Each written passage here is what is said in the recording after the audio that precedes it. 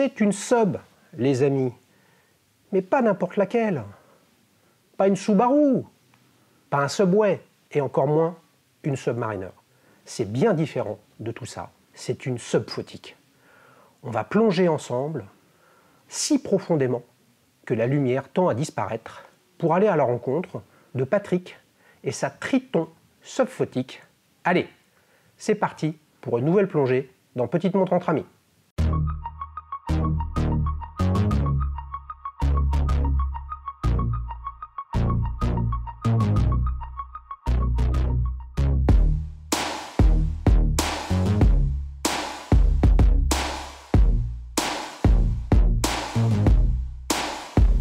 Salut Patrick. Salut Xavier. Ça va? Ah, ça va bien, ça va très bien. Est-ce que vous l'avez reconnu, Patrick, là, avec sa casaque orange? Il était venu dans un duel time mémorable avec une grande Seiko. Une King Seiko. Ah, la vache, le mec qui fait King. la boulette d'entrée, King Seiko, bien sûr, ça n'a rien à voir. Ah, c'est... Ouais, mais là, t'es pas venu avec. Non, là, j'ai venu avec autre chose. Il est venu avec une Triton subfautique, les amis. On en a un peu parlé dans ce superbe épisode, si vous ne l'avez pas vu, je vous le recommande, avec Corentin, horloger chez Breitling, qui est venu nous parler d'une Rolex GMT Master 2 Batman. C'était la séquence surprise, et là, on a un vrai propriétaire qui va nous donner son avis sur cette montre. Oui. Elle est à ton poignet? Absolument, absolument. Est-ce que tu penses que je vais pouvoir l'essayer pendant que tu nous en parles? Diantre. Diantre. Ouh là là, on va se régaler, Diantre. les amis. Ah, Tiens. voilà. Je te passe la mienne. En l'occurrence, je suis venu avec une Tissot électronique Waouh. neuve de stock, PR516. Elle est microscopique à côté de celle de Patrick. Jolie. Belle bête, tu connais la sanction? Je crois bien, là, je ne vais pas repartir avec, c'est ça? Et ben voilà, les amis, on vient d'échanger une Tissot vintage contre une Triton subfautique. Écoute, franchement, cette montre, je l'aime beaucoup. Déjà, je l'avais sélectionnée pour une séquence surprise. Donc, quand tu m'as proposé de venir avec, je me suis dit, waouh, c'est top. Hein. Gros collectionneur, Patrick, les amis, il en parlera peut-être un petit peu. Tu l'as acheté quand, cette montre? Je l'ai acheté exactement après la fin du premier confinement, l'an dernier. Alors, tu sais, premier confinement, donc c'était quoi? Fin du premier confinement, c'était quoi? Juin 2020? Oui, je l'ai acheté début juin, fin mai, Ouais. début juin. Ouais. Tu l'as acheté où? Chez Romain Réa, Ouais, mais par correspondance. je ok, dirais. ok. Donc, en ligne. Je l'ai acheté en ligne et puis on a quand même conversé par téléphone avec le conseiller clientèle. Ouais. Bon, c'est très très sympathique. J'ai bien aimé l'expérience. Ouais. l'expérience. Qu'est-ce qui t'a amené d'aller sur Triton? Parce que c'est quand même pas la marque ni le modèle le plus connu, même parmi les collectionneurs ou les amateurs de montres. Je dirais ça a été je l'ai vu par hasard sur Internet en cherchant, en naviguant sur toutes les montres, en me documentant. Ouais. Puis ça a été un coup de cœur. Ouais. Un coup de cœur sur un écran. Ouais. Vraiment, la forme, Oui. le storytelling, Oui. l'histoire de cette montre. Et surtout, sa lunette. Sa lunette, je la trouve fabuleuse. Tu vois, ces chiffres, hein, le chiffre des... le 10. Des unités? Ouais, Ouais, des c'est unités. tout petit. Ouais, ouais. Tout petit On avait par remarqué rapport. ça. Ouais. Je suis content parce que quand on en avait parlé avec Corentin, on n'avait qu'une photo, et là on l'a en main. C'est un modèle qui est, je trouve, assez fin, qui est extrêmement intéressant. Je ne sais pas si vous le voyez sur les images, mais on a en fait un boîtier asymétrique, hein, avec des anses au nord, hein, à 12 heures, qui sont beaucoup plus longues que celles qu'il y a à 6 heures. Et ça permet justement d'intégrer la couronne qui est à 12 heures et qui est protégée dans le bracelet. Qui est protégé dans ils appellent ça une bullhead. Ouais. Un peu comme les Citizen bullhead. Ouais, comme tu avais reçu. Ou les Omega. Les Omega, ouais. les Seiko. Ouais, et on avait reçu Xavier, les amis. Alors là, ça remonte à un des tout premiers épisodes de la saison 1. Hein. Ça ne nous rajeunit pas, les amis, mais salut Xavier, à bientôt. Donc toi, c'est toute cette diversité qui t'a plu, mais c'est plus la forme et ou le storytelling? Ou c'est une combinaison des deux? C'était complètement la combinaison des deux, complètement. Ouais. Complètement. J'ai vu l'interview aussi de de Jean-Sébastien Coste et de Philippe Friedman qui ont recréé la marque et qui ont expliqué leur aventure de deux passionnés. Deux passionnés qui ont tout mis leur bille au début des années 2010 pour recréer cette marque, quoi. Et ça m'a parlé de suite, complètement. Ouais, mais ça, c'est l'histoire des repreneurs, l'histoire de la création du modèle dans les années 60. Je me chauffe un peu, j'essaye de savoir ce qu'il a en tête ou pas, parce que moi, j'ai le quiz pour toi, mon cher Patrick, derrière. Donc, dans les années 60, au départ, c'était une montre confidentielle, qui était vendue que dans certains magasins.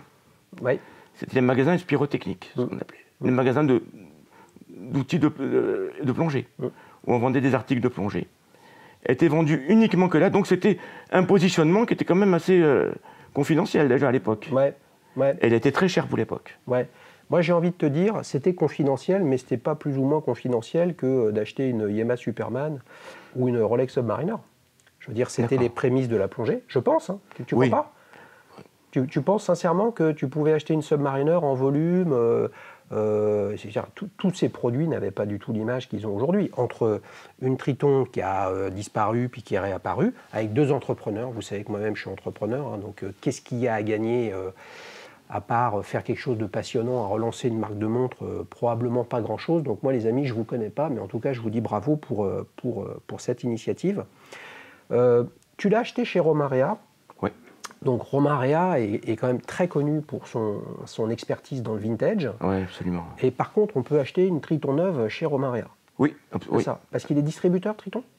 Oui, comment dire, oui. Il est à AD. Comment AD, c'est ça oui. Il est AD, il a suivi notre marque, je crois. Je crois qu'il fait peut-être Langenson, je crois. Mais c'est vrai qu'il est très connu dans le vintage. Très, très connu. Donc comment tu t'y es pris alors quand tu l'as découvert comme ça? Tu t'es documenté, tu as regardé à droite à gauche, et à un moment tu as pris ton téléphone et tu as appelé un conseiller commercial de Romarea? Non, j'ai fait encore pire, ou encore mieux, je ne sais pas. Via un site, un tout petit site que personne ne connaît qui s'appelle Chrono24. C'est vrai qu'il n'est pas très connu. Il n'est pas très connu. Et Romarea a une boutique, je dirais, à travers ce... Voilà. Bien sûr. Donc je suis passé par là, et puis après je les ai eu au téléphone aussi. Voilà. Ok. Combien ça coûte une Triton comme ça? Elle fait un tout petit peu moins de 5 000 €. Elle fait 5 000. Voilà. Ça, c'est la héritage. Elle s'appelle héritage? Ça, c'est l'héritage avec le... Elle est gilt, comme on dit, elle est gilt. Donc dorée? Elle est dorée, voilà. Et celle-là, elle était limitée à l'époque à 63 exemplaires. D'accord. 63, c'est un rapport avec quoi? Avec la date de lancement? C'est la date de création. Date de création? Ok. 1963. C'est intéressant. Donc ça, c'était il y a juin 2020, pour que vous ayez en tête les choses, donc c'était il y a 18 mois, schématiquement. Tout à fait. À l'époque, il y avait déjà toute la série avec cadran bleu, index violet ou tu vois Parme. Oui. Il y avait toute cette déclinaison déjà. Oui. Il y avait quand même toute cette déclinaison. Et je crois même qu'on peut faire un cadran personnalisable aussi avec Triton. Ok. Oui. On peut personnaliser sa montre aussi. C'est la première plongeuse que tu as dans ta collection? Non, j'en ai d'autres. Donc qu'est-ce qui t'a... elle a une caractéristique qui est quand même intéressante. Donc elle a un design unique en soi. Elle rappelle aussi, et parfois on peut un peu se prendre les pieds dans le tapis avec la ZRC Grand Fond, qui pour le coup a une couronne à 6 heures. À 6 heures. Mais avec la même logique, hein, c'est comment protéger ce qui est le plus fragile sur une montre quand on fait de la plongée. Et de façon générale d'ailleurs, hein, c'est la couronne, hein, parce que c'est quand même là que vous pouvez prendre des pètes, parce qu'il y a une proéminence qui fait que ça peut accrocher tout et n'importe quoi. Mais elle a une autre caractéristique quand même, celle-ci, c'est qu'elle a une valve à hélium. Une valve à hélium automatique, comme on dit, et étanche à 500 mètres. Donc c'est une montre c'est une montre vraiment professionnelle. Mais c'est ça que tu voulais justement? Sans indiscrétion, qu'est-ce que tu as d'autre comme montre de plongée? J'ai une Submariner, une 16613.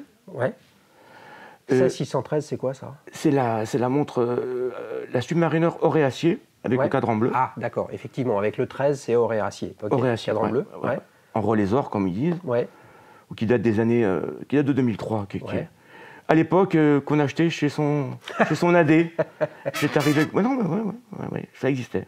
Bah oui, qu'est-ce que tu veux. 2003, ça existait encore jusqu'en 2013-14. Hein. Voilà, bonjour, j'ai fait des économies. Ils vous recevaient. Ils voulaient même une ristourne, ils vous faisaient. C'est vrai? Oui, une petite ristourne, ouais. Ouais.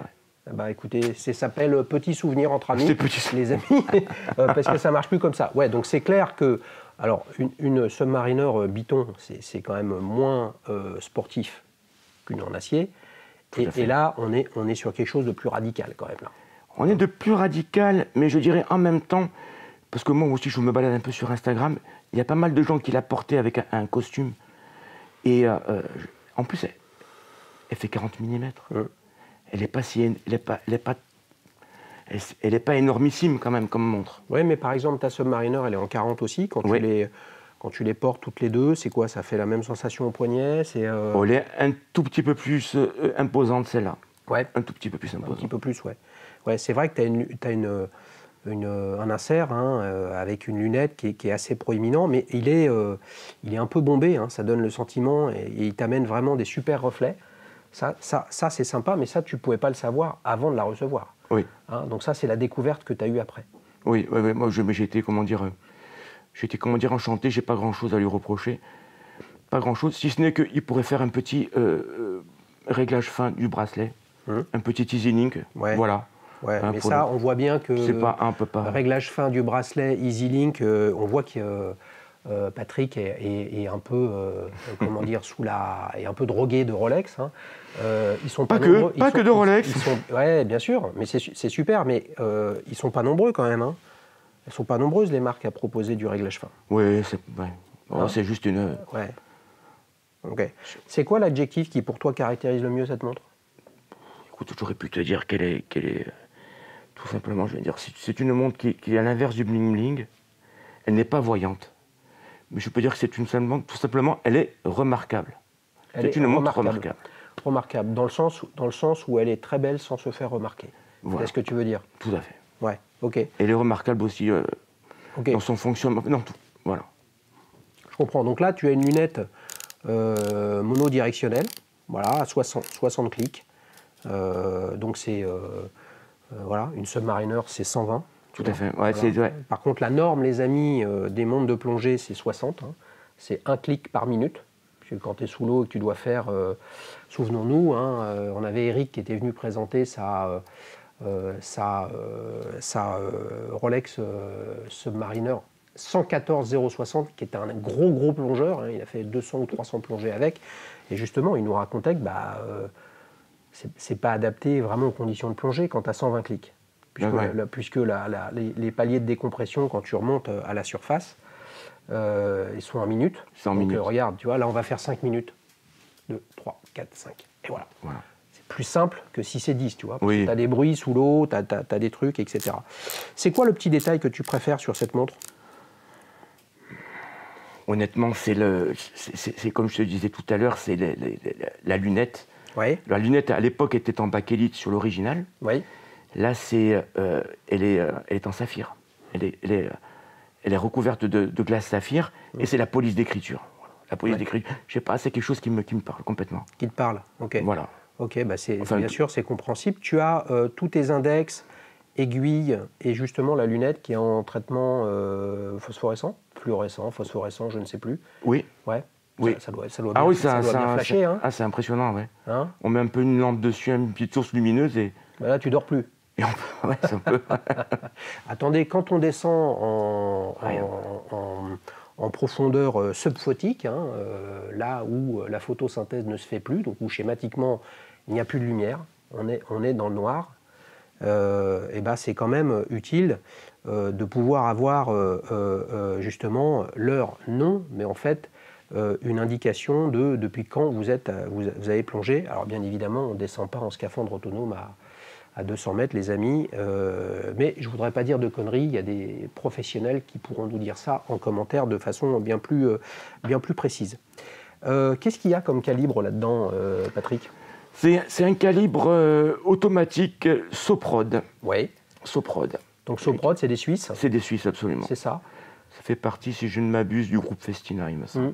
Ça fait partie du groupe Festina. Tout à fait, Festina, gros groupe en fait horloger, hein, avec pas mal de marques, pas vraiment horlogères, Même si Festina, ça date du début du siècle, hein, début du XXe. C'est un passé horloger. Ouais, qui a une histoire particulière, etc. Et au départ, de mémoire, j'ai regardé un petit peu ça. Soprod, c'était un assembleur, un régleur de calibre ETA, comme l'était Sellita. Hein. Et puis, sans surprise, la nature ayant horreur du vide et les calibres ETA étant de plus en plus difficiles à trouver, il faut trouver des alternatives, que ce soit chez Sellita ou Soprod. Ça veut donc dire que là, on a un calibre Soprod, mais qui est en fait un clone de quoi? D'un 28-24, d'un 28-92 ? Tu sais un petit peu ce qu'il y a comme calibre dedans? Enfin, l'origine. Je crois que c'est un 28-24. 28-24 ? Ah, je crois que j'ai une question là-dessus, les amis. On va se régaler, Patrick. Un petit peu moins de 5 000 €. Ouais, elle faisait 4008. Ouais, alors toi qui es un gros collectionneur quand même, comment tu la positionnes en termes de prix? Pas de rapport qualité-prix, sauf si tu veux en parler, mais moi c'est pas ma cam, mais émotion-prix. Émotion-prix, on en a pour son argent. Ouais. J'en ai eu pour mon argent en tout cas, ouais. Ah oui. Non, moi je la trouve qu'elle est quand même bien placée. Ouais, mais si je te taquine un peu, aujourd'hui on a du, entre guillemets, calibre manufacture. Quand je dis entre guillemets, je ne le mets pas en doute, hein, mais ça veut dire plein de choses, calibre manufacture. Hein, ça veut dire on fait tout chez nous, on faisait tout chez nous, puis c'est pas chez nous, c'est designé chez nous, fabriqué par d'autres. Bon, il y a un petit peu de tout, mais aujourd'hui tu as chez Oris, Baume et Mercier, Tudor, des 3 aiguilles date, certes, sans valve à hélium, sans être étante à 500 mètres, etc., mais 3 aiguilles date à entre 2800 et 4000 €. Là, on a un calibre non manufacture, mais qui a été travaillé, hein, qui a été modifié notamment sur le balancier. Et bien décoré. Ouais. Et très bien décoré, je trouve. Ouais, mais on ne le voit pas. On ne le voit pas forcément à cause de sa vocation de grande plongeuse. Ouais. Donc pour toi, c'est pas un sujet. Non, c'est pas un sujet absolu. Non, c'est pas un sujet absolu.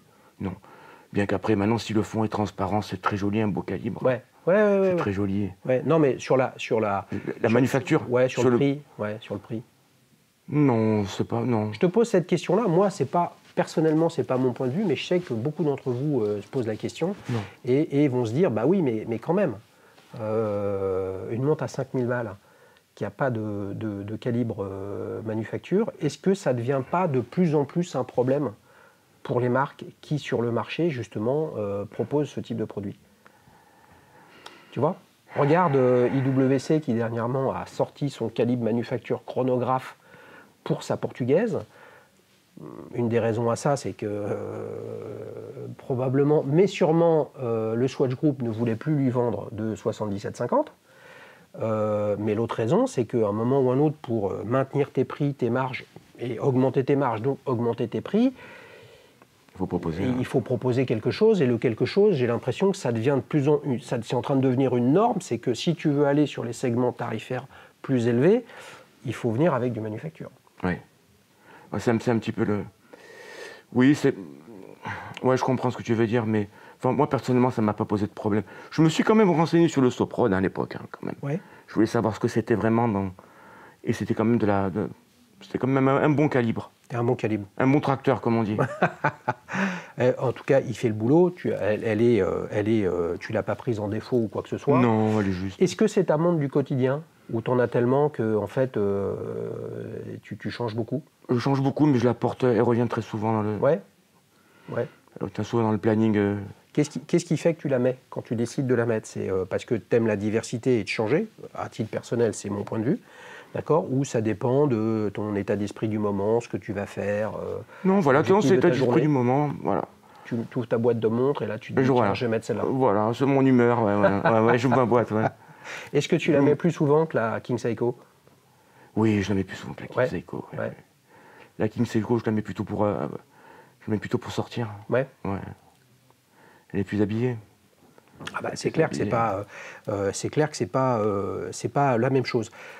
Parle-nous un peu, même si j'en parle pas souvent de ce point de vue-là, mais quand on a une montre vraiment tool watch professionnelle qui a été créée pour ça, elle vient avec quoi comme set? Tu vois, tu as une boîte, tu as des outils, tu as un bouquin, tu as quoi? Ce qui est bien, c'est qu'il n'y a pas de tralala, il n'y a pas des grosses boîtes.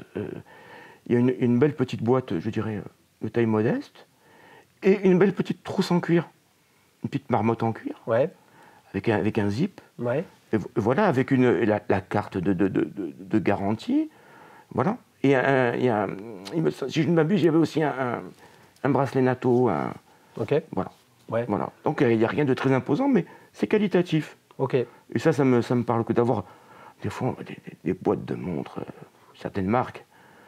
Tu as l'impression qu'on veut te cacher un peu, on veut te faire de l'esbrouf avec une énorme boîte pour essayer de créer de la valeur, alors que le sujet c'est la montre. Le sujet c'est la montre. Ouais, ok. Puis après ça prend de la place, quand on en a beaucoup un peu, c'est énorme toutes ces boîtes, quoi.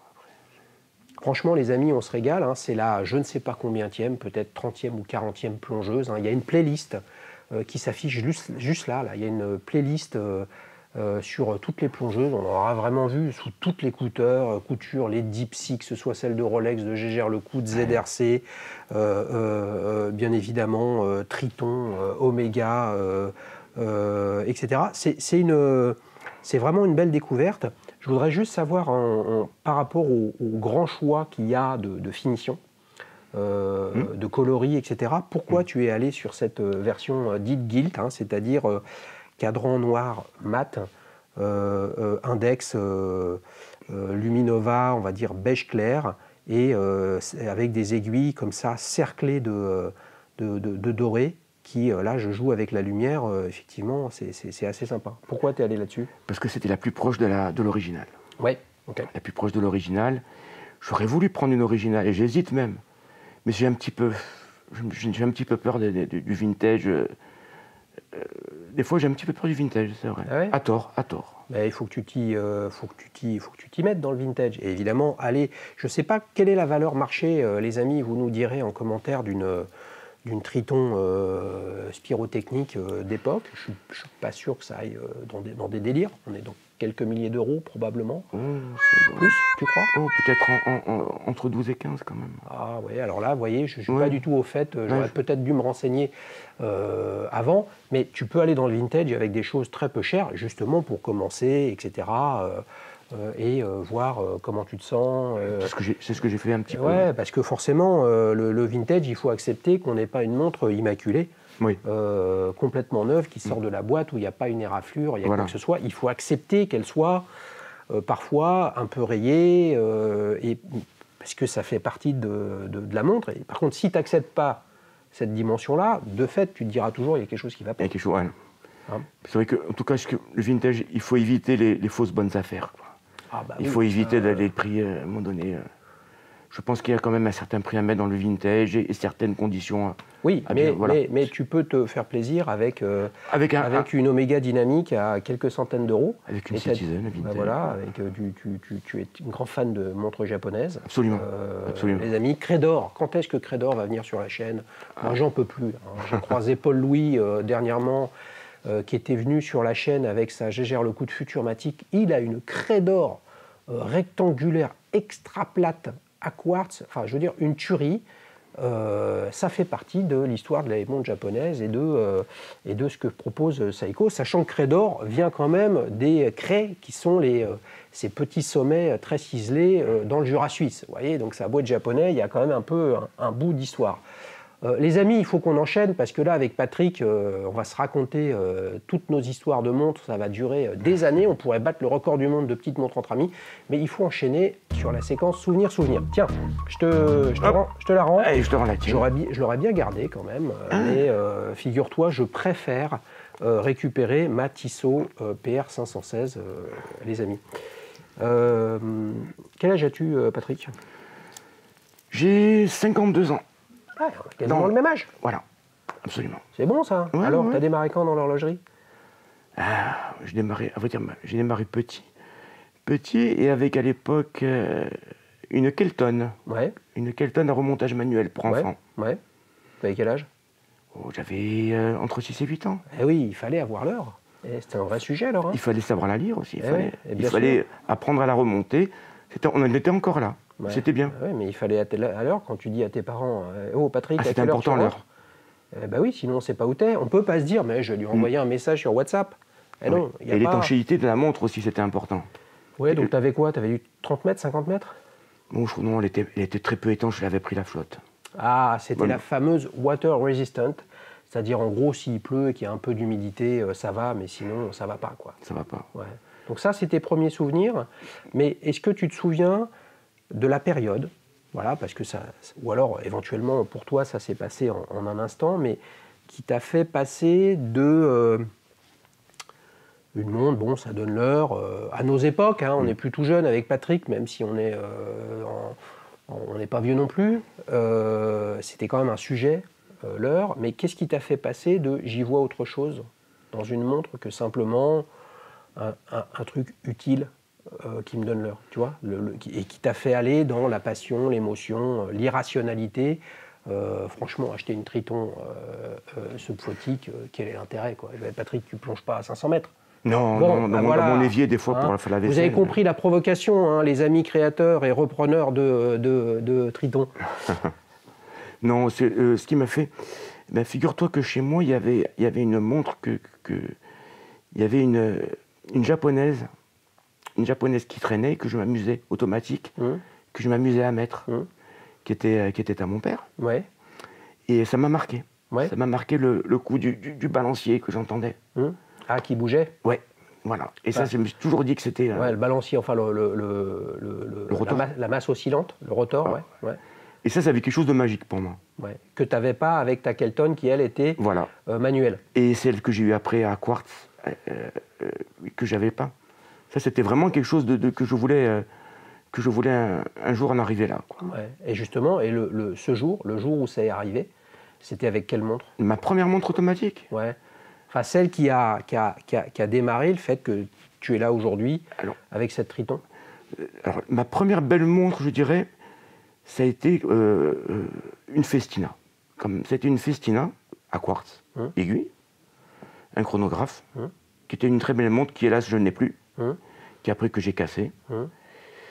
Et je dirais ma première vraie expérience horlogère avec les économies, ça a été la 16613 que j'ai achetée chez le concessionnaire Rolex à Bastia. Ok. Voilà. Donc en Corse. Voilà, en Haute-Corse. Ouais. Monsieur Danez. Et il est toujours à des Rolex? Oui, tout à fait.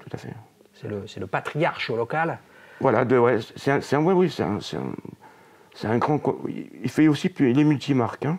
Donc quand tu vas le revoir et que tu refais l'histoire, il te dit « Ah, Patrick, à l'époque, on en avait des montres. » Ah, c'est fort probable. Hein. Il n'y a pas si longtemps. Ouais, donc tu as démarré avec une Submariner Rolessor, voilà, 16613. Qui m'avait marqué petit aussi. Enfin, ado, que je voyais en bijouterie et que je me suis dit que je voyais au poignet des grands. Je comprends. Voilà. Et quel est le... Je crois qu'on n'en avait pas parlé, les amis. Si vous n'avez pas vu le Duel Time avec Patrick, il nous avait présenté sa King Seiko, hein, la réédition justement pour le 120e anniversaire de King Seiko. Ou non, je me trompe? Elle a été rééditée à quel moment, ta King Seiko? Ma King Seiko, elle a été rééditée pour les 140 ans. Ouais, 140 ans, excusez-moi. Vous allez voir sur la playlist Monde Japonaise ou alors sur toutes les vidéos de la chaîne, vous retrouverez l'épisode de Duel Time avec Patrick. La question que je voulais te poser, c'est s'il y en a un, quel est le fil conducteur de toute ta collection? Ah, t'as vu, hein? Je la pose pas souvent cette question-là, mais là je me suis dit waouh, c'est le bon client pour lui poser, quoi. Si j'ai un fil conducteur, c'est comme la sportivité quand même. Ouais. Parce que j'ai pas beaucoup de dress watch. J'ai pas beaucoup de dress watch. Je dois avoir une lip. Ouais. Une lip en or familiale. Ouais. Dont tu as hérité? Oui. Ouais, une très belle petite lip en or. Et d'ailleurs, en parlant d'héritage et de patrimoine, entre guillemets, tu l'as encore, cette Citizen dont tu parlais tout à l'heure? Absolument. C'est vrai? Absolument. Il l'a amené? Absolument. Ah, il a amené sa Citizen, bah voilà. Et voilà, et comme tu dis toi, New Old Stock. Ah, donc c'est pas celle-là, tu l'as rachetée? Et j'ai dû la racheter exactement la même. Celle-là, comment dire, la montre familiale. Et là, celle-là, on ne sait pas où elle est passée. C'est super typé 70s. Tout à fait. Hein. Avec les index horizontaux, verticaux, traitement... ça devait être au tritium encore, ça? À l'époque, c'était du tritium. Ouais, couronne à 16h. Voilà, labellisé Citizen. Petite montre, hein. Ouais, c'est un petit gabarit quand même. Hein. Ouais. Ouais. Là, c'est ta cam aussi, les montres japonaises. Hein. Ah, j'adore. J'ai un faible vraiment pour Citizen aussi. J'ai un faible pour Citizen, les Citizen automatiques, les vintage. Même celles de maintenant, certaines, parce que Citizen, c'est énorme. Bah oui, bien sûr. Il y a toutes les... On connaît que les montres à quartz, ils font de très belles automatiques. Ah oui, ils viennent d'en sortir une, les amis, je vous mets la photo, là, elle va passer comme ça, avec un cadran grenaillé, un peu à la Breguet, hein, si vous me permettez le parallèle absolument sublime. Il ne faut pas oublier que Citizen, le groupe Citizen, quand même, a mis des parts chez Frédéric Constant, chez Alpina, Miyota, il me semble que ça appartient à Citizen. Donc c'est loin d'être des guignols dans le domaine. Et puis, pour des gens de notre génération, avec Patrick, Citizen, avec notre ami Francis Perrin. Portez une Citizen. Ah tiens, quelle belle histoire, les amis. Vous voyez que tous les chemins mènent à Citizen, tous les chemins mènent à Triton. C'est ça le sujet, et l'émotion et la passion sur les montres. T'es chaud pour le quiz, Patrick? T'es chaud? T'as révisé? T'as bien bossé? Je vais me donner au maximum. Les amis, on enchaîne pour le célèbre quiz. Alors, Patrick, tu connais la chanson, vous aussi les amis. Il y a 2 trucs à savoir, il n'y a pas de règlement et il y a une casquette d'Alichous à gagner. Si tu gagnes 3-0, et là, franchement, le Sporting Club de Bastia qui vient à Paris, ça doit être la fête dans toute la Haute-Corse, et même la Corse au sens large. Oui. Alors, est-ce que tu es prêt? Parti. Première question. Spirotechnique a été créé par une entreprise française bien connue. Réponse A, Franquin. Réponse B, Air Liquide. Réponse C, Oricost. Je dirais... C'est chaud ça, hein? Ah, c'est chaud, ouais. Ça te dit rien du tout? Je dirais que c'est pas la A. Donc Franquin, t'y crois pas? À moins qu'il ait la bande dessinée. Tu sais que je peux t'embourber, hein. Bon, réponse A, Franquin. Réponse B, Air Liquide. Réponse C, Oricost. Je penserais que c'est plutôt Air Liquide. Air Liquide? Ouais. T'as pas l'air sûr? Si, je suis sûr, mais bon, on verra bien. Ok, bonne réponse, les amis. Air Liquide, et oui, un des fleurons de l'industrie française, qui est dans le gaz liquéfié, etc. Un truc extraordinaire. Vous vous rendez compte, mon grand-père, hein, donc ça date pas d'hier, avait des actions Air Liquide, quelques-unes à l'époque. Franquin, réponse A. Ça mérite un coup de trompette ou alors des applaudissements, mais Franquin, c'est l'auteur qui a vraiment démocratisé Spirou. Hein, après Rob Vol comme premier auteur, Spirou, bien évidemment, Fantasio, etc. Donc Spirou Technique. Bon, ok, je sors. Spirou. Et Oricost, tu sais pourquoi j'ai mis ça? Oricost, parce que c'est des montres de plongée aussi maintenant. Alors, Oricost est plutôt un fabricant de chronomètres de marine, qui a été un grand fournisseur de la marine française, et qui, pour le coup, aujourd'hui, fait des montres de plongée et, justement, a un modèle Oricost Spirotechnique. Et je me suis dit, tiens, il y a une petite feinte, on va se régaler, et puis ça permet de parler d'une autre marque qui a marqué l'histoire, en tout cas, et l'histoire horlogère et de l'armée française, puisque Oricost a également fait des types 20, comme Dodan, Breguet, etc., etc. C'est pas mal. Tu mènes 1-0 ? C'est déjà ça. Les amis, pour gagner, il faut ouvrir le score, ou à défaut de l'ouvrir, il faut quand même marquer un but. Alors, le calibre Soprod A10, qui est le calibre présent dans ta Triton subphotique, est un clone du calibre ETA. Réponse A, 28-24. Réponse B, 28-92. Réponse C, 77-50. Oh, j'y connais rien dans les chiffres, là. Je n'arrive pas à les retenir. Je sais que ça ne doit pas être un 77-50 parce que c'est un Valjoux, je crois. Ouais. Mais bon, ETA, Valjoux, il y a une petite... Non, c'est un chronographe, il me semble. Oui. Il me semble, hein. Je devrais pas t'aider, mais c'est pas le chronographe. Ouais, donc c'est entre la A et la B. La A, tu m'as dit, c'est 28-24. Réponse B, 28-92. Réponse B, 28-92. Bonne réponse. Il a changé son fusil d'épaule. Vous voyez, il a changé de détendeur, puisque tu avais dit 28-24 tout à l'heure. Alors pourquoi tu as changé? Ça m'est revenu. Ça m'est revenu. Très bon. Et oui, 28-92. Alors, ce sont deux calibres du même format, même nombre de lignes, etc. Le 28-92 est un petit peu plus fin, d'1 millimètre.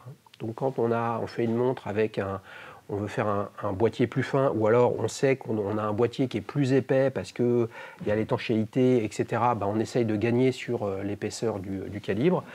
Et c'est chez ETA le même usage. 3 aiguilles date, mais tu peux l'avoir le 28-92 avec des finitions plus élevées et par ailleurs certifié COSC, chronomètre, et par ailleurs les organes réglants sont dans des matériaux plus performants, notamment le balancier, qui sont un petit peu plus performants, d'où la possibilité d'avoir la certification chronomètre avec un 28-92, alors que a priori ce n'est pas le cas, sauf si vous faites bien évidemment retravailler votre calibre par un tiers. Voilà. Et ça avance bien, hein. T'es pas loin du 3-0, Patrick? Allez, on va voir. On enchaîne sur la troisième et dernière question. Et là, si tu es un aficionados de la chaîne, je suis sûr que tu vas trouver la bonne réponse. Tu as vu la pression que je te mets. Quelle était l'étanchéité de la Triton Spirotechnique lancée? Alors moi, je l'ai noté en 1962, hein, mais à la limite, peu importe. De la Triton Spirotechnique originelle. D'accord? Réponse A, 150 mètres. Réponse B, 200 mètres. Réponse C, 300 mètres. Ça, c'est... Moi, il me semble que c'est bien 200 mètres. Parce qu'on la compare souvent à la Submariner à l'époque, car elle était un petit peu plus chère à l'époque que la Sub. Donc, et il y avait beaucoup de montres de plongée à l'époque qui étaient 200 mètres. À part peut-être Yema, qui était passé à 300 mètres. Je ne sais plus, enfin, peut-être un peu plus tard. Moi, je dirais 200, mais...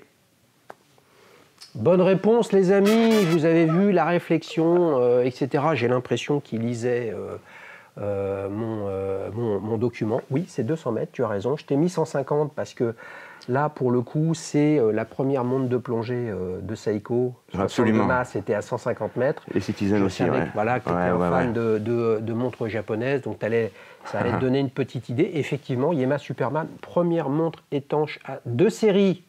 Deux séries, c'est ça qui est important, à 300 mètres. D'autres modèles étaient étanches à plus de 400 mètres, 500 mètres, Aquastar notamment, tu avais des modèles comme ça. Mais c'était des prototypes ou faits pas du tout en série. Et c'est vrai, pour le coup, qu'à cette époque, en 62, 63, peu importe, là, c'était le règne, on va dire, du modèle quasiment le plus fabriqué sur la plus longue durée, qui était la Submariner 5513, qui était étanche à 200 mètres. Donc c'est marrant, tu vois, tu as un ancien colonel de l'armée française qui décide de produire une montre qui s'associe avec Cousteau et Émile Gagnan, qui justement ont sorti le brevet du détendeur, hein, l'Aqualung, etc. Et avec Émile Gagnan, qui a co-breveté avec le commandant Cousteau le détendeur CG45, Cousteau-Gagnan 45, il était ingénieur à la Spirotechnique. Donc cette société créée par Air Liquide, tu vois. Et en fait, il aura fallu attendre entre 48, qui est vraiment le brevet du détendeur, etc., et les années 60, pour que ce colonel, Parmentier de mémoire... Oui, Jean-René Parmentier. C'est ça, voilà, produise cette montre et la fasse distribuer dans les boutiques de pyrotechnique qui faisaient d'autres choses que simplement il a dessiné, il a même designé complètement. Il était même, c'était un sacré bonhomme. Alors c'est une belle histoire d'aventure, c'est une belle histoire de l'armée française, c'est une belle histoire de l'industrie française, le savoir-faire français, et puis c'est aussi l'histoire de on arrête, on n'y arrive plus, on ne sait plus faire, et c'est aussi l'histoire du phénix qui renaît de ses cendres avec les deux entrepreneurs, Jean-Sébastien Coste et Philippe Friedman, qui ont le courage, il faut le dire, de relancer comme ça une marque qui était moribonde n'est pas le terme, mais qui avait disparu. Qui avait disparu carrément. Puisqu'il me semble que Jean-Sébastien Coste était journaliste, est toujours journaliste, et M. Friedman et Philippe Friedman était peut-être l'ancien CEO de Lee Cooper, il me semble. C'est vrai? Dans le textile? Il était dans le textile, oui. En tout cas, les amis, en parlant de textile, Patrick, je suis ravi de t'offrir cette casquette. Un tonnerre d'applaudissements pour Patrick qui nous vient de Corse, qui nous vient de Bastia. Tiens, je te l'offre. Et avec le soleil corse, ou alors parfois le froid quand tu montes dans la montagne, tu pourras te protéger et du froid et du soleil. Les amis, on enchaîne sur la séquence suivante. On va parler de la séquence surprise. Tu sais ce que c'est, la séquence surprise? Je vais te présenter une montre et tu vas me dire ce que tu en penses. Absolument. C'est simple, hein? Royal. Simplement à partir d'une photo. D'accord. Okay. Les amis, je vous la montre. Nous allons parler d'une Hanhart Pioneer, la réédition d'un chronographe historique de la marque Hanhart, le Pioneer monoscope. Donc une stopwatch, donc chronographe monopoussoir, superbe vintage, réédité récemment les amis. Pour le coup, et c'est le hasard complet, il y a quelques jours sur Interenchères, dans un lot, il y en avait une de cachée, et j'avais identifié le lot, mais je n'avais pas complètement identifié la Hanhart. Et puis au moment de la vente, je ne comprenais pas pourquoi on était à plus de 2000 balles pour 5 montres plus ou moins déglinguées. Et en fait, il y avait une Hanhart bipoussoir, et qui est justement celle où il y a des dizaines de photos de Steve McQueen qui la portent justement sur une plaque américaine. D'accord. Avec un bracelet très, très masculin, etc. Qu'est-ce que tu en penses? Tu connais Hanhart? Oui, je connais, oui, j'aime bien. J'aime bien, j'adore ça. Le monopoussoir, déjà, ça me parle beaucoup. Ouais. Même chez Longines, ils en font une. Ouais. Ils en ont réédité une. C'est beau, c'est très beau. Tu as vu, sous la marque Hanhart 1882. Hein. Tu vois, voilà, donc on a une marque qui a été créée vraiment quasiment à la frontière entre la Suisse et l'Allemagne, hein, tout près du lac de Constance, et qui très très vite s'est délocalisé en Allemagne. Donc en fait, ça a une origine suisse, mais on va dire que c'est plutôt une marque allemande, grand innovateur en calibre chronographe, justement monopoussoir, double poussoir. Ils sont spécialisés dans justement toute cette logique de calcul des temps courts, avec beaucoup de chronographes à main, de poche, etc. Et après, des calibres développés par Hanhart, calibre 40, 41, 42, justement pour mesurer ces temps courts, ce qu'on appelle être un chronographe. Un chronographe. Ouais. Qu'est-ce qui te plaît là-dedans? Alors moi, ce qui me plaît, je te disais, déjà le chronographe monopoussoir, et je dirais, le gros index rouge, déjà, la lunette. Ouais. Cette lunette, comment on peut dire? Ciselée. Ciselée. Alors tu sais que cette lunette, elle est bidirectionnelle. Hein. Tu vois, elle tourne. C'est pour ça que tu as une marque à 12 heures, justement, qui te permet d'avoir un décompte sur ton aiguille des secondes, tu vois, ou ton aiguille des minutes, comme tu veux. Vraiment. Tu vois? Elle est imposante, 45 mm. Ouais. C'est un peu imposant pour moi, ouais. je dirais, pour mon poignet. Ouais, mais comme tu le sais, Patrick, on est un petit peu comme en dual time. Là, le sujet, c'est, OK, elle est en 45, imagine qu'elle est en 40. Imaginons qu'elle est en 40 ou en 38, peu importe. Le sujet, c'est le look, tu vois. Le look. J'adore ce genre de bracelet aussi. C'est bracelet rifté, comme on dit, là. Ouais, tout à fait. Ah bah ça, c'est très aviation. Très aviation. Hein. Alors, le rivet comme ça sur un bracelet, en fait, a vocation, il faut se projeter à une époque où tu as plutôt une sangle une sangle. Donc si tu as une sangle, ça veut dire que tu as un retour dans la pompe qui est entre les cornes. Et soit tu mets 2 petits points de fil, soit tu mets un rivet, et là tu es sûr de ne pas perdre ta montre, sauf si la pompe casse. Donc là on est plutôt dans une logique sécuritaire militaire, tu vois.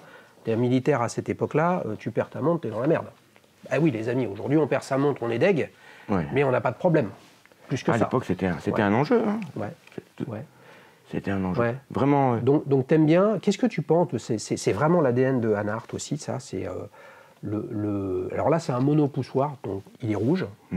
Mais par exemple, sur la 417, donc la référence que portait Steve McQueen, qui a été réédité, c'est une bipoussoir. Et le poussoir à 4 heures est rouge. Tu sais pourquoi il était rouge? Non. En fait, c'est mon analyse personnelle. Hein, mais en tout cas, c'est communiqué comme ça par eux. C'est pour pas te gourer de boutons. D'accord. Aujourd'hui, globalement, on a tous en tête que le bouton du haut, je démarre, j'arrête et je remets à 0 avec le bouton du bas.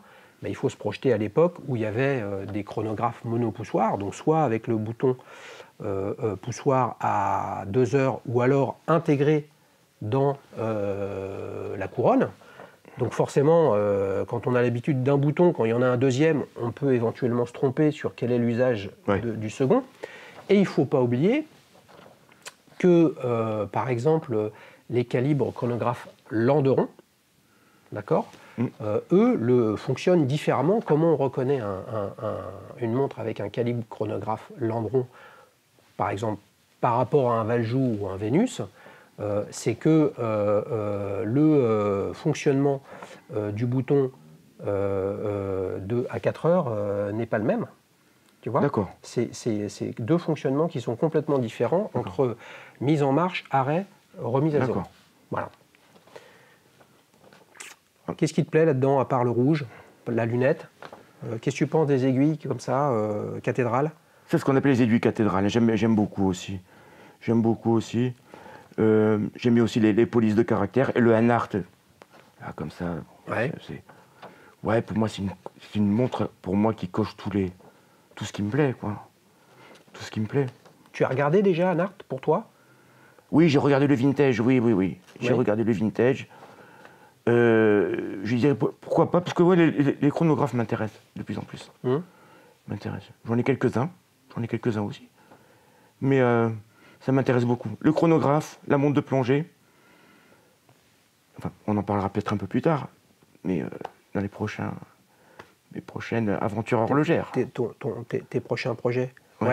Un sujet intéressant qui justement nous permet de revenir sur notre discussion tout à l'heure sur le calibre. Là, on a un calibre de base ETA 7750. A-t-il été retravaillé ou non?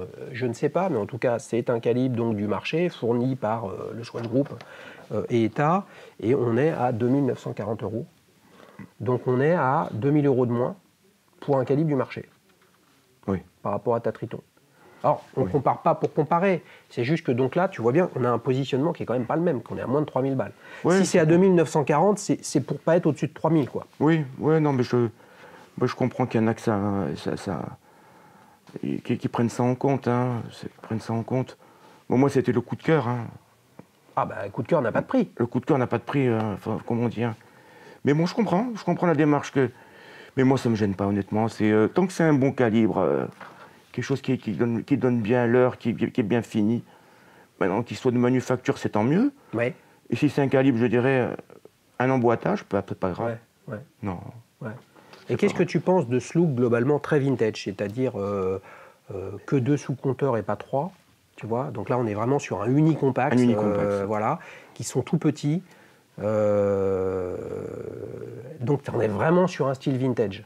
Là, totalement. Là, tu vois, là où sur la Triton, si on sait qu'il y en a eu une avant, on se dit oui, ça correspond à l'époque, et c'était dans début des années 60, c'était il y a 50 ans.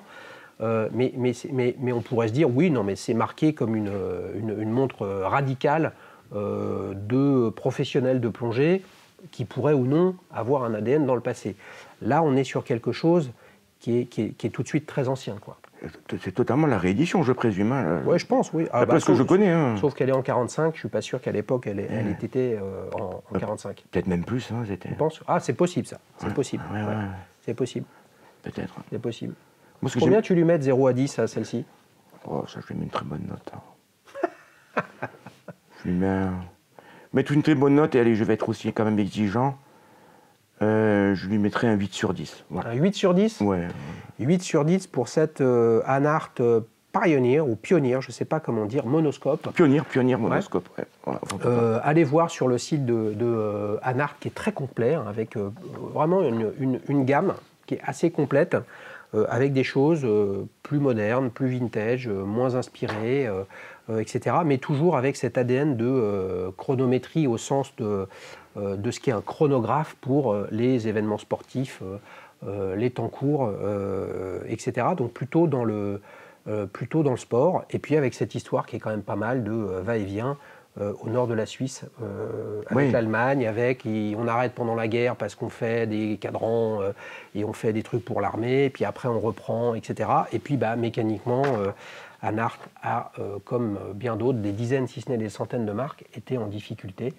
Et puis maintenant, manifestement, ça va mieux pour eux. Et pour le coup, figure-toi, l'idée, c'est quand même d'échanger sur un design de montre et de découvrir d'autres choses. Donc, je me renseigne un petit peu sur le site de la marque. Je n'ai même pas en tête, tu vois, à qui ça appartient à Anart aujourd'hui. Et je pense que je vais aller regarder parce que j'ai le sentiment que ça appartient à aucun des grands groupes, horlogers. Donc, est-ce indépendant ou est-ce que c'est à Citizen? Est-ce que c'est à Festina?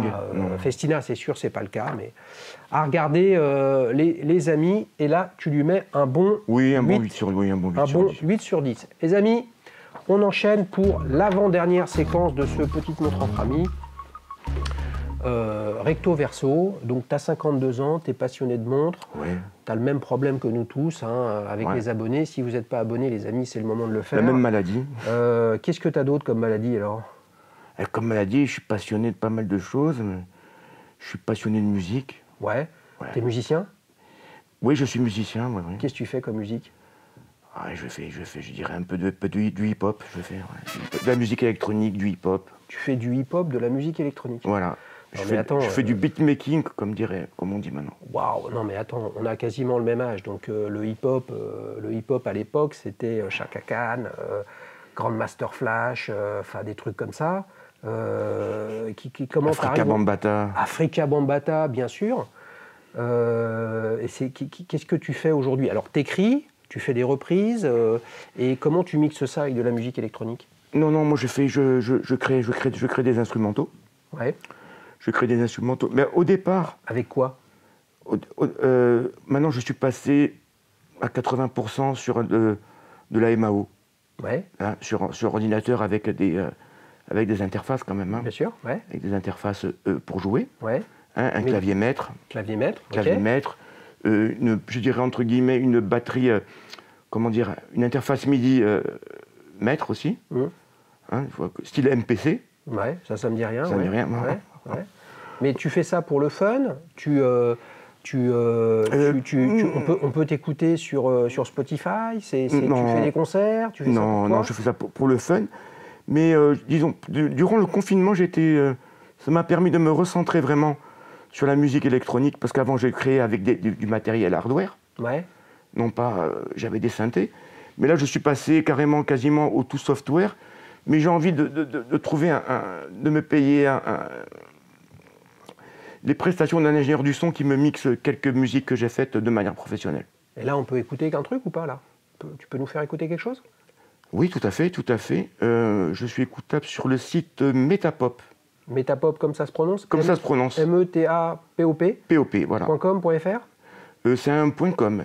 .com. Et comment on fait? On tape Patrick avec sa Rolex 116-613? Non, ni Rolex, ni Patrick, ni Corsica. On tape Chuck Maddox. Chuck Maddox. Voilà. Comme le plus grand collectionneur de tous les temps des chronographes. Des chronographes, voilà. Aïe. Alors, Metapop, Chuck Maddox. Allez, on envoie un peu de son et on écoute ça tout de suite.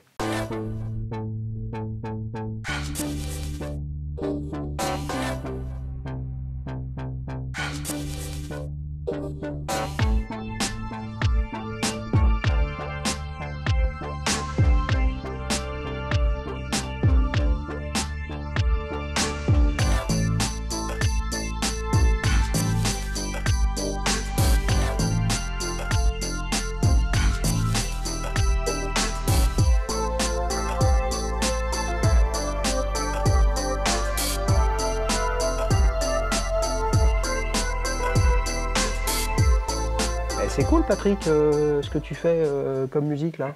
Mais là, je suis obligé de te brancher sur Chuck Maddox, c'est pas possible. Chuck Maddox, hein. Déjà, bon, Chuck Maddox, c'est une double. C'est une double origine. C'est déjà un des plus grands collectionneurs d'Omega. Ouais, bien sûr. D'Omega, entre autres. Entre autres, je crois d'ailleurs qu'il nous a quittés, c'est ça? Oui, c'est ça. Ouais. Il nous a quittés. Hein. Et aussi, étant aussi un peu passionné avant de criminologie, j'ai cherché un petit peu Chuck Maddox. Chuck étant le diminutif de Charles. Bien sûr. Et Maddox étant le nom de la mère de Manson. Chuck Maddox étant le vrai nom de Charles Manson. Oui, là c'est chaud là. Ah c'est chaud hein. Là, on va se retrouver sur Once Upon a Time, les amis de Tarantino. Hein. Alors Chuck Maddox, quand même, il faut en parler. Je n'ai pas précisément l'URL du site internet, mais vous tapez Chuck Maddox.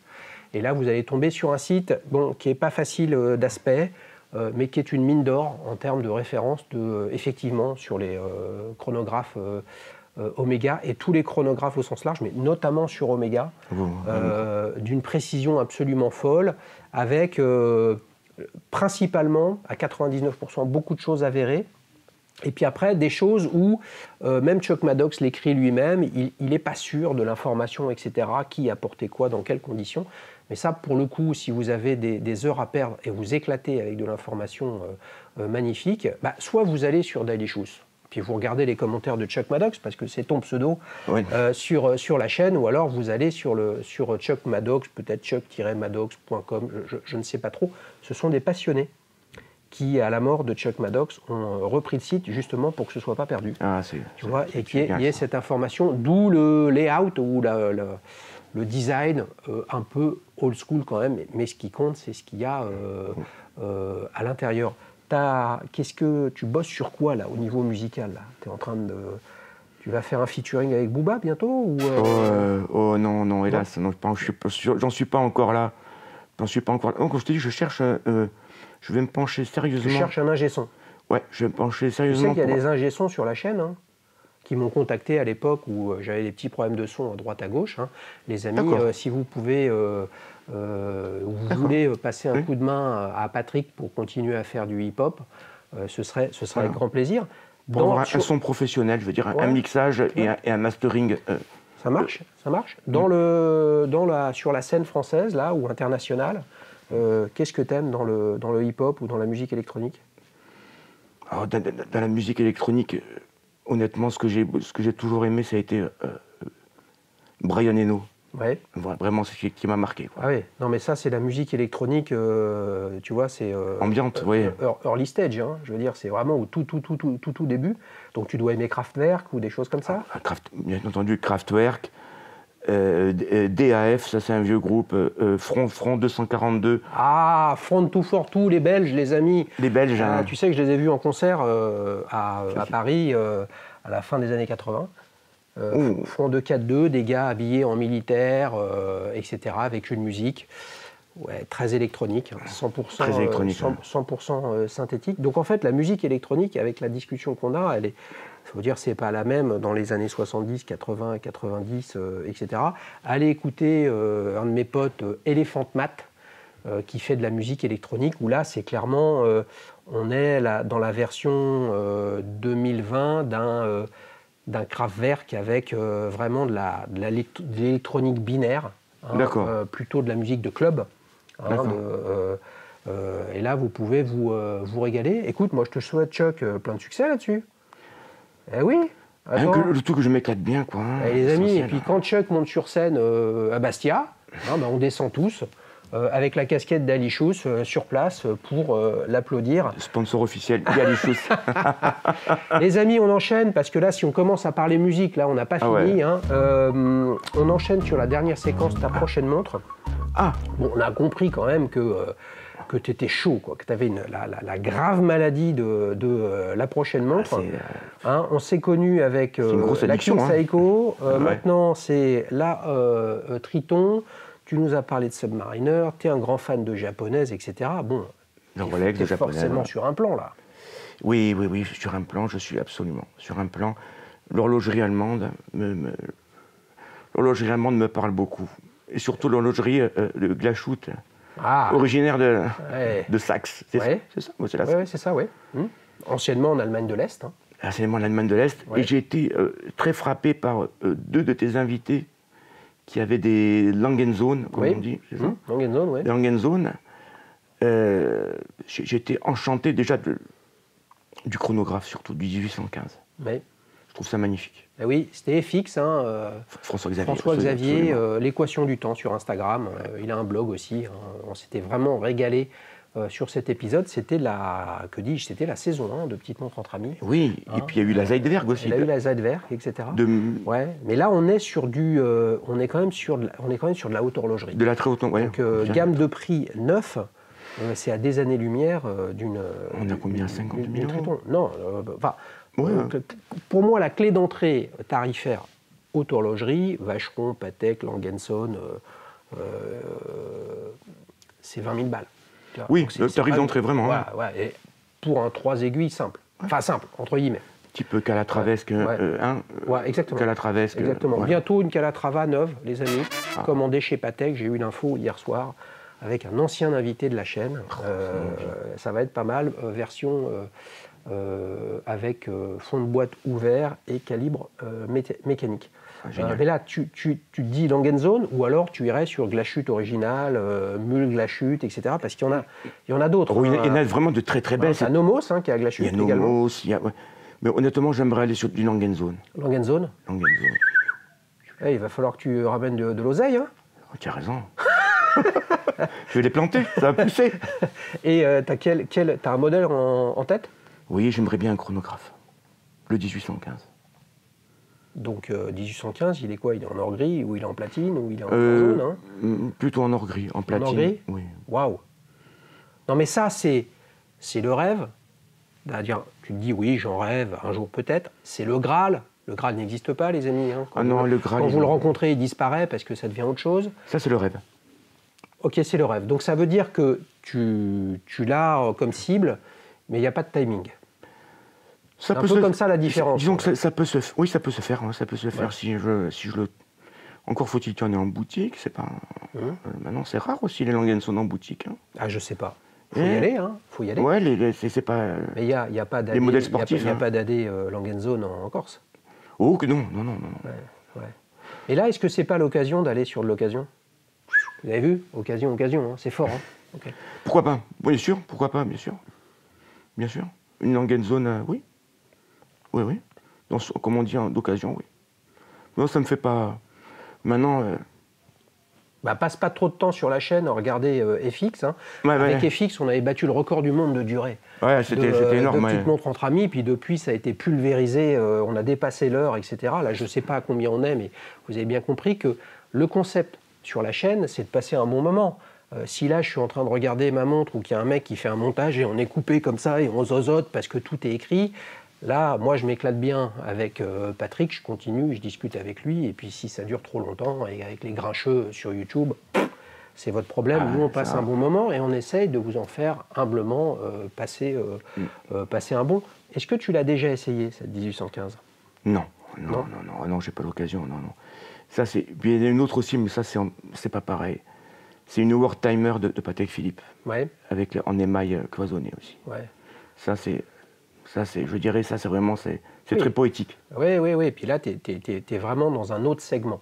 Là, on est vraiment dans la haute horlogerie, comme tu dis. Ouais. Est-ce que tu as vu je suis sûr que tu l'as vu, le Duel Time avec, et je le remercie bien évidemment, avec Boris, qui a présenté depuis Hong Kong sa Vacheron Constantin corne de vache, les historiques. Oui. Il avait hésité avec une Langenzonen 1815. D'accord. Et finalement, il est allé sur la Vacheron. D'accord. Il faut que tu le re-regardes, etc., parce qu'il en parle très bien sur les différences de finition, l'ADN qui n'est pas le même, pourquoi c'est fait, comment c'est fait, la portée sur le poignet, etc. Évidemment, tout ça sont des émotions personnelles, parce que ça peut te nourrir dans ton idée. Et puis pour le coup, comme tu es à Paris là, Patrick, il faut que tu en profites. Ça vaut le coup pour aller chez Langenzonen, chez Vacheron, chez Patek, ils sont tous à peu près au même endroit dans Paris. D'accord. Et tu vas leur dire bonjour. Et puis au moins, ça te permettra de te dire comment tu es reçu, comment ça se passe, parce que je pense aussi que ça joue, hein, avec des modèles. Tu vois, tu parles de poésie, si tu essaies ça comme un sandwich au jambon, à savoir tu files ton fric et tu pars avec une montre, c'est quand même super décevant. Oui, tu vois. Donc je pense qu'il y a tout un cérémonial, une discussion, qui fait en partie l'intérêt. Parce que de toute façon, les amis, hein, à 100 balles, 500 balles, 5000 balles ou 50 000 balles, ça reste de l'argent pour donner une information que vous pouvez avoir gratuitement en un instant, n'importe où. Donc chacun voit la poésie où il le souhaite avec ses propres moyens. Il n'y a pas de jugement, évidemment, que ce soit avec des prix déraisonnables ou avec des modèles déraisonnables. C'est pas le sujet. Non, c'est pas le sujet. T'as un timing un peu pour ça ? Écoute, non, là, je suis venu à Paris, j'ai pas eu le temps. Pour l'instant, je vais voir. Peut-être que j'aurai le temps de voir un petit peu. Ouais. Pourquoi pas. Hein, on va voir un petit peu tout ça. Hein. Eh bien, écoute, on ne peut que te le souhaiter. Hein. Les amis, on s'est régalé avec l'avenue de Patrick à Paris. Hein. Il nous avait présenté sa King Seiko dans Duel Time. Et bien là, on a fait une Striton Subphotique. Et oui, une marque bien moins connue qu'il faut soutenir. Il y a des entrepreneurs à la tête de ça. Bravo à eux. Si vous voulez venir présenter une montre, écoutez, soit c'est à distance, on l'a fait avec Patrick quand tu étais en Corse. Ouais, là, absolument. Il est venu à Paris, on en discute ici, ça dépend de vous, ça dépend de mes dispos, etc. L'objectif, c'est parler d'émotion et de passion. Ceux qui veulent parler de frime, de fric et de futilité, écoutez, c'est pas la peine. Là, il y a tout à découvrir, pas de jugement de valeur, on parle de ce que l'on aime. Si on sait des trucs, c'est bien. Si on pense les savoir alors qu'en fait c'est erroné, écoutez, c'est la vie, c'est pas grave, c'est la spontanéité. Patrick, t'as rien préparé. Moi, j'ai préparé 3 questions et une intro, les amis, rien de plus. Donc, si vous voulez participer, www.dailyshoes.fr, il y a un formulaire et puis vous m'écrivez, on discute et on voit ce qu'on peut faire. Patrick, on s'est régalé ? C'était un régal, comme tu dis. Et puis, je dirais merci à toi. Pendant le confinement, tu as donné quand même de la distraction et de la joie à pas mal de passionnés et aussi les autres youtubeurs, bien entendu. Hein, on les remercie. Oui. C'est génial. Et oui, et vous savez, les autres youtubeurs, ils viennent sur la chaîne, je les invite à venir raconter leur histoire. Ce qui est essentiel, c'est que, bien sûr, bravo à nous, bravo à vous tous, et surtout bravo à vous qui venez sur la chaîne, puisque vous avez compris que moi, je vois pas d'intérêt de parler d'une montre dont je n'ai pas rêvé, que j'ai pas acheté, que j'ai pas cherché, que j'ai pas identifié, dont l'histoire me parle pas, c'est juste, voilà. Donc tout passe par un tiers qui a fait l'effort de l'acheter, de la découvrir, qui en a hérité et qui a une histoire à raconter. Et je pense que c'est cette authenticité qui nous fait vibrer, plus que se dire, ouais, elle est en 40, elle est truc, so what. Moi, je trouve que ça n'a pas beaucoup d'intérêt, mais chacun son truc. Donc, merci à vous, les invités, et bien évidemment les abonnés, parce que sinon, il n'y a pas de vues. S'il n'y a pas de vues, il n'y a pas de chaîne. Et s'il n'y a pas d'invités, il n'y a pas de contenu. Donc, en fait, il n'y a rien. Voilà. Donc, sans vous, je ne serais rien. Merci, Patrick. Tu es l'un de ces représentants. D'accord. Merci à vous. Ciao, ciao. Ciao.